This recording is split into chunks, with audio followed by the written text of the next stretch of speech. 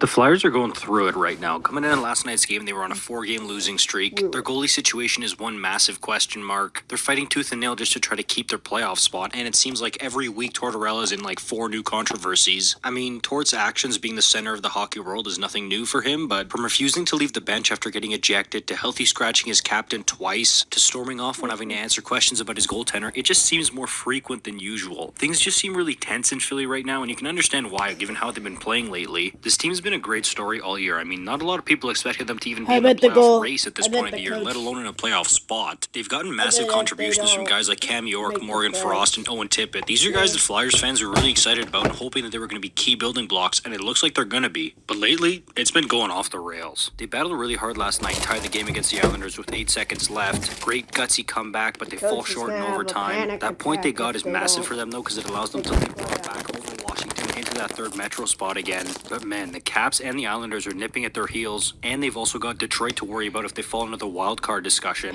This 5-game losing streak is coming at a horrible time for this team. Plus, they've got a coach who's calling them basically every game. He's trying to light a fire under them in a key part of the season, and he's pro sports. Like, it's not super surprising, but some of the quotes from Torts are like, wow.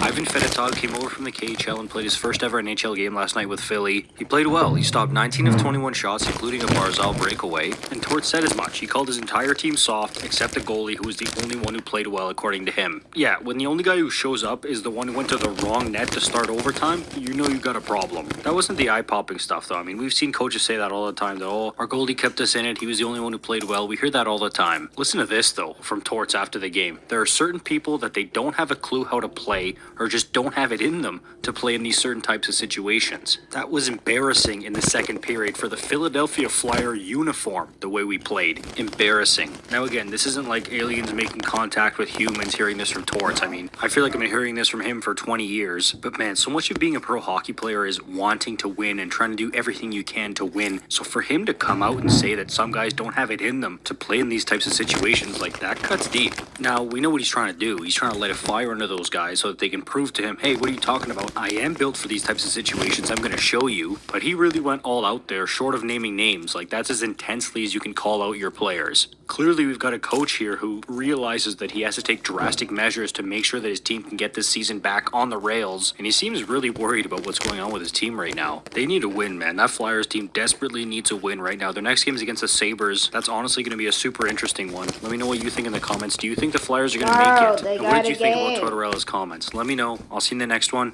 You're awesome.